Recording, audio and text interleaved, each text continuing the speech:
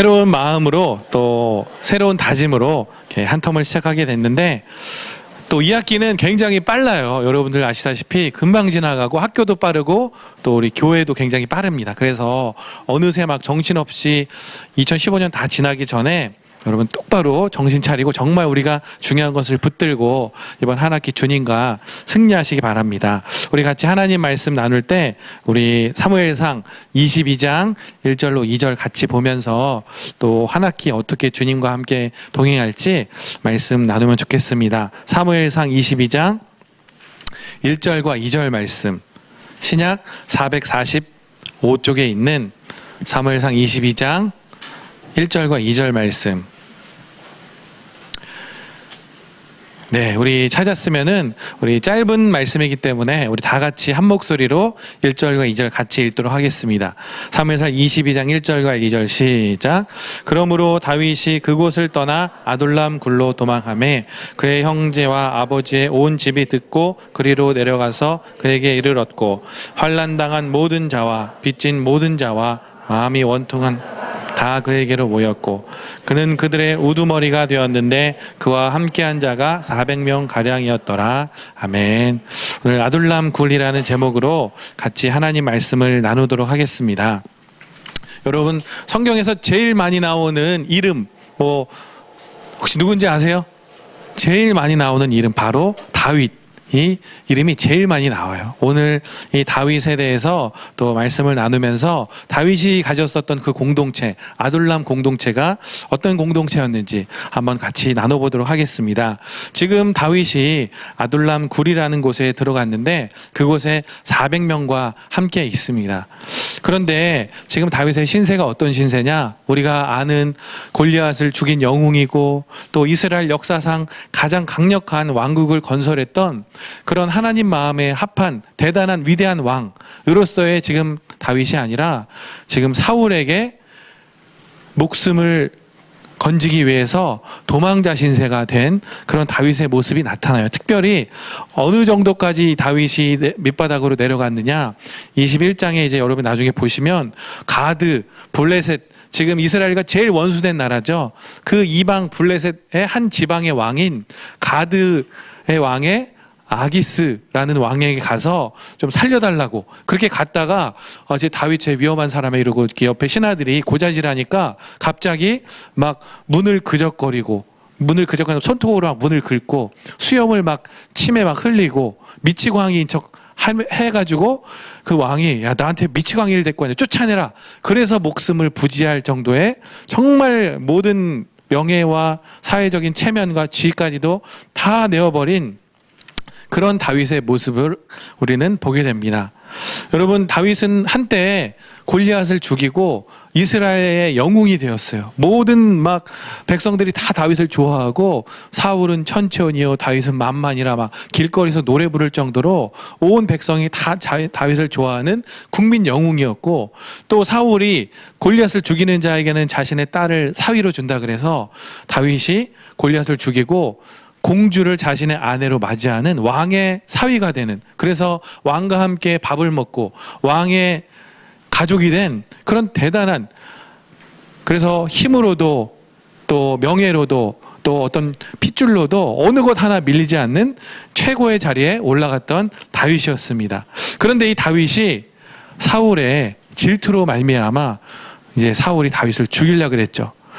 여러분, 사울이 다윗을 얼마나 죽이려고 그랬는지 정말 막 여기 성경을 읽어보면 다윗이 이 높은 자리에서 얼마나 낮은 자리로 그렇게 갑자기 떨어졌는지를 우리가 보게 돼요. 특별히 왕의 그 무시무시한 칼을 피해서 이곳저곳 광야 막 돌아다닌 것도 육체적으로도 힘들지만 또 힘든 것은 다윗은 또 한편으로 군인이었죠.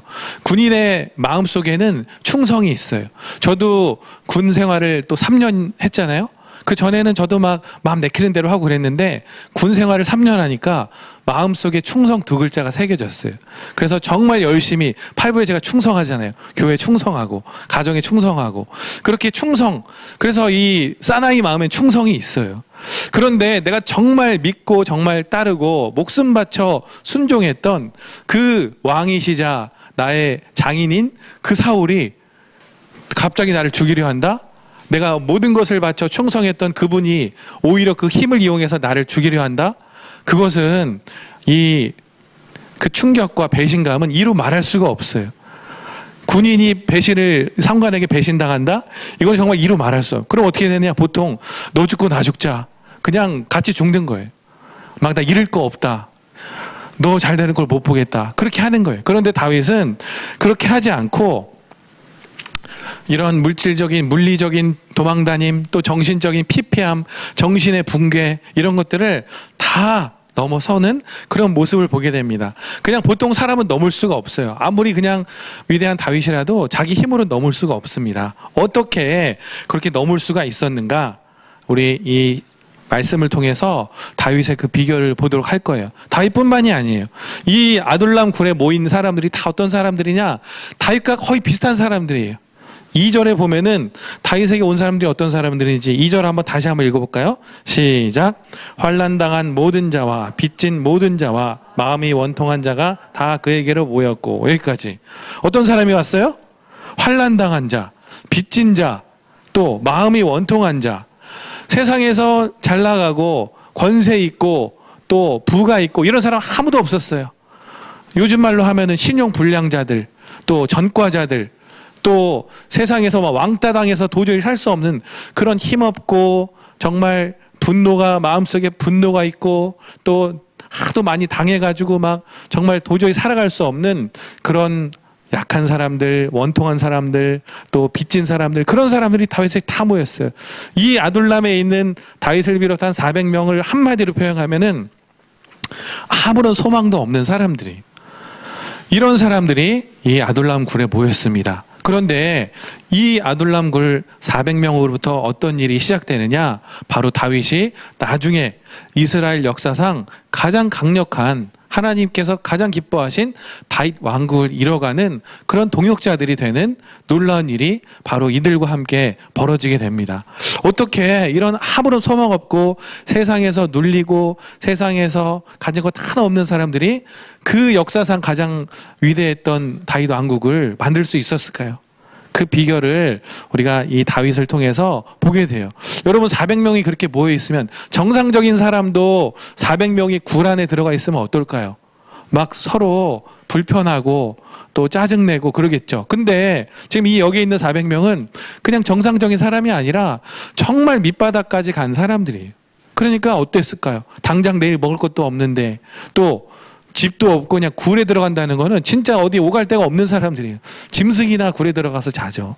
그러니까 정말 가장 밑바닥 중에 밑바닥까지 간 소망 없는 그 400명이 모여 있으니까 뭐 선한 게 나오겠어요. 서로 싸우고 분노하고 막 큰 소리 치고 하나라도 더 뺏어 먹으려고 그러고 그랬었겠죠. 그런데 이 공동체가 어떻게 놀라운 다윗 왕국을 이루는 동역자들이 되었느냐? 바로 그것은 이 우두머리로 삼았던 다윗, 그 다윗의 선한 영향력이 이 아둘람 굴에 퍼졌기 때문이에요. 사실 저는 제가 왜 이 아둘람 굴이라는 얘기를 하느냐, 바로 우리 대학 8부가 좀 아둘람 굴과 같은 곳이 되길 바래요. 누구나 놀림받은 자, 억울한 자, 빚진 자, 원통한 자, 정말 갈데 없는 사람들, 세상에서 아무런 소망 없는 사람들, 우리 8부로 왔으면 좋겠어요. 물론 처음에는 좀 싸우고 또 막 서로 막 눈짓으로 막 흘기고 그렇게 안 좋은 눈으로 쳐다보고 그럴 수 있겠죠. 세상에 원통하고 빚지고 이랬으니까. 그런데 이들이 바뀌는 모습을 우리는 보게 되면서 우리 8부가 아둘람 굴이 되어서, 여러분 다 마찬가지잖아요. 이 땅에서 다 여러분 원통한 마음 있고 억울한 마음 있잖아요. 왜 똑같이 공부했는데 쟤는 저 대학 들어가고 나는 여기 들어가고, 왜 내가 더 좋은 대학 나는 쟤는 저 회사 들어가고 나는 왜 취직도 못하고, 막 그런 마음, 원통한 마음. 난 착하게 살았는데 왜 주님이 저런 주일도 안 지키고 예배도 안 드리고 막 방탕하게 사는 저 사람 잘 되게 하고 나는 이렇게 힘들게 하느냐, 이런 원통한 마음, 빚진 마음, 분노하는 마음, 그런 마음들 여러분 많이 있잖아요. 그런 사람들 다 우리 팔보러 왔으면 좋겠어요. 우리 사랑에게로 왔으면 좋겠어요. 이곳이 아둘람 굴이 돼서 막 어떤 교회는 너무 진입 장벽이 막 높아서 막 저 옷도 좀 추리하게 입으면 못 갈 것 같고 막 학교도 좋은데 못 다니면 못 갈 것 같고 이런 곳이 아니라 누구나 정말 아무나 올 수 있는 그런 공동체. 세상에 원통하고 빚지고 또 정말 곤고한 일 당한 사람 아무나 올 수 있는 그런 곳. 비교하지 않고 따지지 않고 순위 매기지 않고 아무나 올 수 있는 그런 공동체가 되면 좋겠습니다. 그런 공동체에서 놀라운 하나님으로 말미암아 이적이 일어나는 것을 보게 돼요. 바로 어떻게 그런 이적이 일어날 수 있을까? 우리 시편 57편을 한번 같이 펴보도록 하겠습니다. 시편 57편은 바로 다윗이 이렇게 이 아둘람 굴에 있을 때 아무런 소망 없고 캄캄하고 당장 내일 먹을 것도 없는 그때 다윗이 지은 이 시예요. 바로 이 다윗의 이 마음이 이 400명에게 전달되어서 그 400명이 다윗과 동일한 마음을 가지고 이제 놀라운 다윗 왕국을 일으키게 되는 것을 우리가 보게 됩니다. 우리 57편을 보면은 우리가 쭉 읽으면 시간이 너무 많이 가니까 제가 요약해서 읽을게요. 다윗의 지금 이 57편에는 다윗의 이 현재 당하는 고난과 어려움을 다윗이 표현하고 있어요. 4절에 보면 우리 4절 한번 읽어볼까요? 시작. 내 영혼이 사자들 가운데에서 살며 내가 불사르는 자들 중에 누웠으니 곧 사람의 아들들 중에라. 그들의 이는 창과 화살이요 그들의 혀는 날카로운 칼 같도다. 내 영혼이 사자들 어흥하는 사자들, 그 맹수들 가운데서 살고 또 불사르는 자들에 누웠어요. 그러니까 사자가 있고 불이 있고 다 나를 멸망시키려는 사람들 한가운데 내가 있었다. 그렇게 표현하고 있어요. 또 그들의 이는 창과 화살이고 그들의 혀는 날카로운 칼, 창과 화살과 칼이 자신을 향해 있는 그런 정말 진퇴양난에 아무런 소망 없는 그런 다윗의 혀지를 지금 다윗이 고백하고 있습니다. 뿐만 아니라 또 6절 한번 읽어볼까요? 시작. 그들이 내 걸음을 막으려고 그물을 준비하였으니 내 영혼이 억울하도다.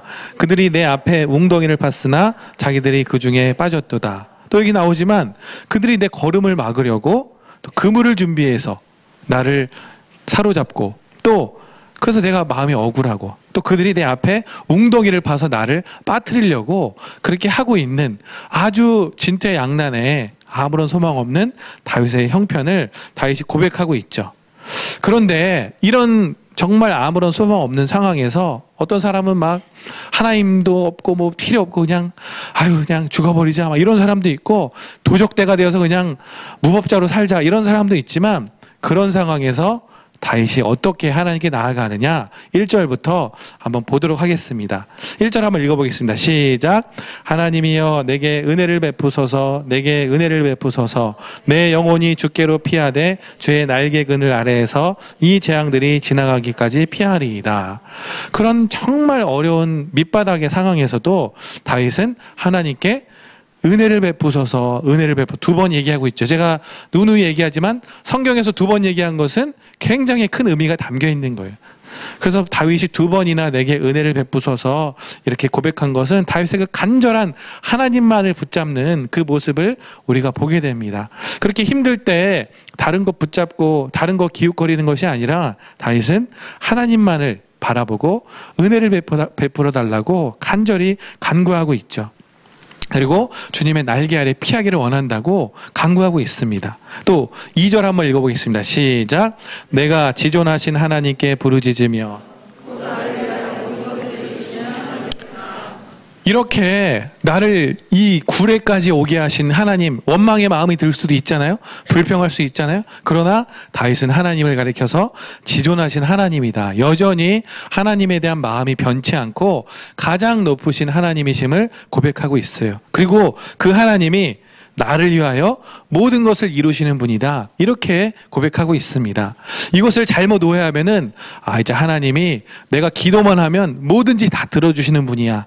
나를 위해서 내가 원하는 모든 것을 다 이루어주시는 분이야. 이렇게 잘못 생각하고 그렇게 받아들이면 굉장히 이제 기복 신앙으로 빠지는 거죠. 그게 아니에요.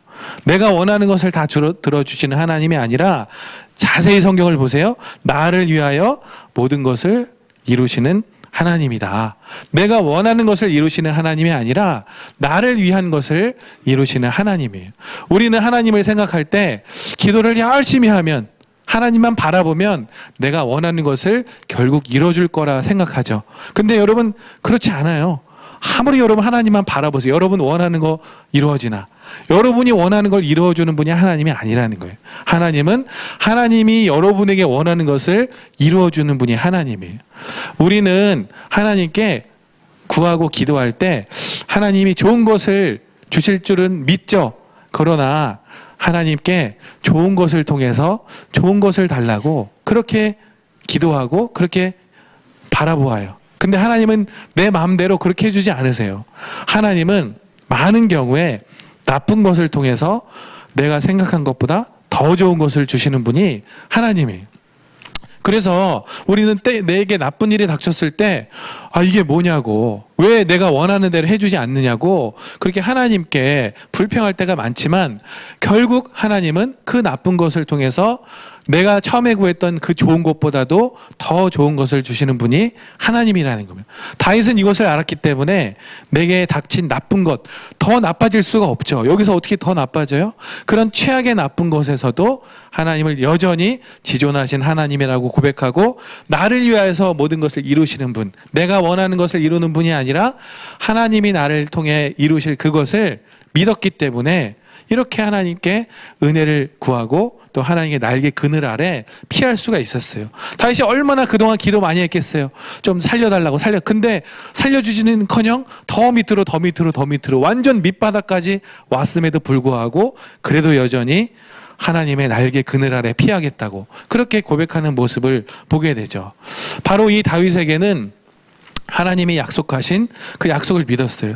다윗이 어렸을 때 사무엘이 와서 기름 부음을 받을 때 너는 왕이 될 거다. 그 하나님의 약속을 믿었기 때문에 그 믿음의 결국을 알기 때문에 아무리 어떤 일이 닥쳐도 그 믿음이 흔들리지 않고 계속해서 하나님을 바라볼 수가 있었죠. 사랑하는 여러분들도 마찬가지예요. 하나님께서 여러분에게 다윗처럼 믿음의 결국을 주셨어요. 그거는 뭐냐? 세상에서 막 잘되고 부자가 되고 높은 지위에 올라가고 그것이 아니에요. 결국 여러분이 예수님을 가장 닮아 있는 예수님의 온전한 제자로 만드시는 것, 그것이 바로 여러분의 믿음의 결국이에요.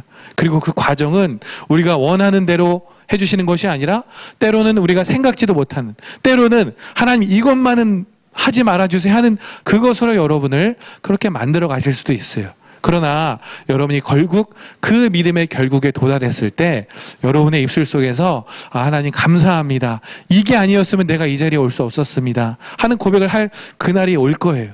그래서 여러분이 지금 다윗과 같이 때로는 정말 최악의 밑바닥에 있다 할지라도, 또는 더 정말 내가 뻔히 내리막길이 보인다 할지라도 그래도 여전히 주님의 날개 아래 피하겠습니다. 은혜를 베풀어 주시옵소서, 지존하신 주님, 이렇게 고백할 수 있는 변치 않는 믿음을 가진 여러분 되시길 주님의 이름으로 바랍니다. 그리고 3절 한번 읽어보겠습니다. 시작. 그가 하늘에서 보내사 나를 삼켜려는 자의 비방에서 나를 구원하실지라 셀라.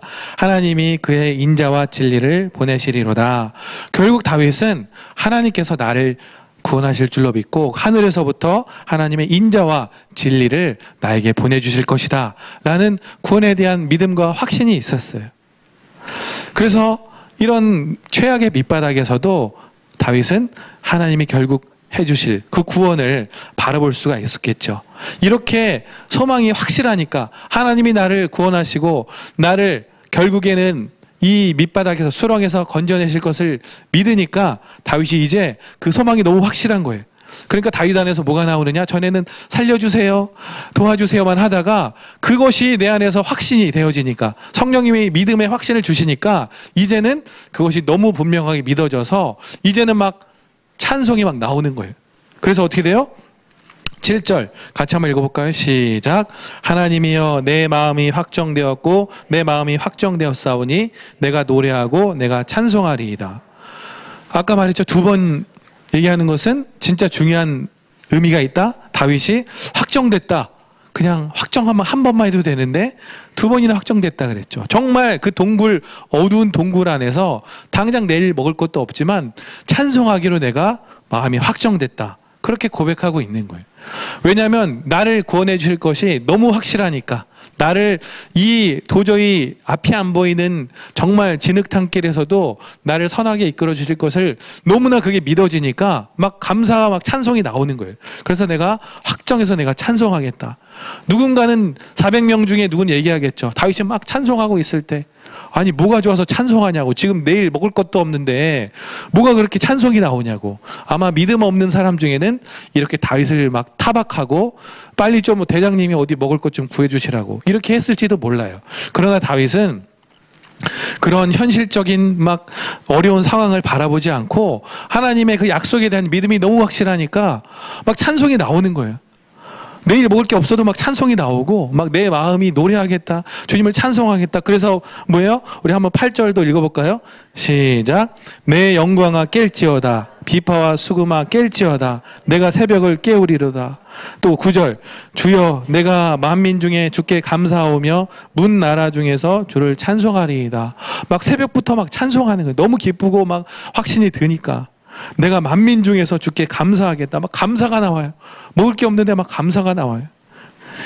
또 문 나라 중에서 주를 찬송하겠다. 여러분, 이렇게 다윗이 그 가장 최악의 상황에서도 하나님의 약속을 믿는 믿음이 생기니까 내 안에서 막 찬송이 절로 나오는 거예요. 여러분, 모든 믿음의 사람들은 이렇게 절망 중에서 그냥 절망 안에 머물러 있는 것이 아니라 찬송이 왜 나올까? 그냥 막 쥐어짜는 찬송이 아니라 정말 내 안에 찬송이 나요. 어떻게 그럴 수 있을까? 바로 하나님의 약속에 대한 확신, 성령이 주시는 그 구원과 선하게 인도하심에 대한 하나님의 신실하심에 대한 확신이 있기 때문에 찬송이 나오는 거예요. 그래서 사도행전 16장 24절 25절 제가 읽어보겠습니다.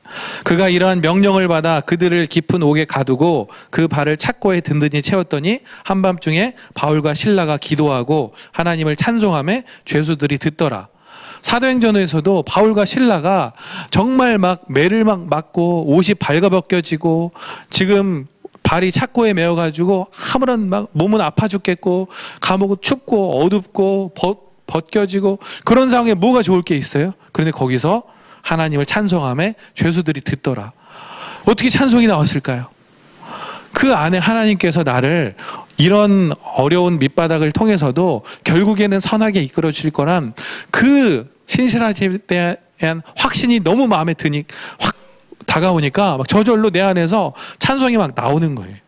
또 욥기 2장 20절 21절도 욥이 일어나 겉옷을 찢고 머리털을 밀고 땅에 엎드려 예배하며 이르되 내가 모태에서 알몸으로 나왔사온즉 또한 알몸이 그리로 돌아가올지라. 주신 이도 여호와시오 거두신 이도 여호와시오니 여호와 이름이 찬송을 받으실지니라. 주님의 이름을 찬송을 받으라고 찬송을 막 하고 있어요. 지금 이 상황이 어떤 상황이냐? 재산을 다 잃고 자기 자녀를 다 잃은 상황에서 완전히 알거지가 됐어요. 그런 상황에서 땅에 엎드려 예배하고 주님을 찬송할 수 있었던 그것이 어떻게 나왔느냐?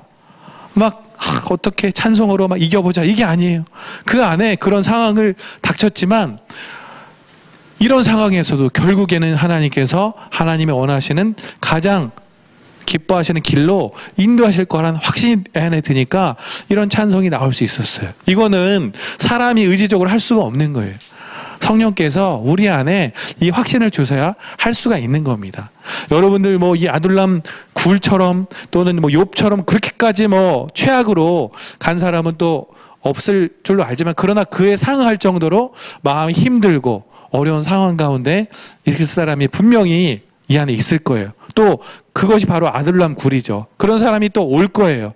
그럴 때 서로 내가 불쌍하니 네가 불쌍하니 누가 불쌍하니 막 그렇게 막 서로 불쌍한 거 자랑하지 마시고 또 막 희망이 없다 소망이 없다 그렇게 한탄반 하지 마시고 바로 나를 결국에는 가장 좋은 길로 이끌어 주실 그 하나님에 대한 약속의 확신을 가지고 절망이 희망으로 소망으로 그리고 슬픔이 기쁨으로 제 대신 화관을 쓰는 슬픔이 변하여 기쁨의 옷을 입는 그런 우리 아둘람 같은 우리 팔부 공동체가 되기를 주님의 이름으로 바랍니다.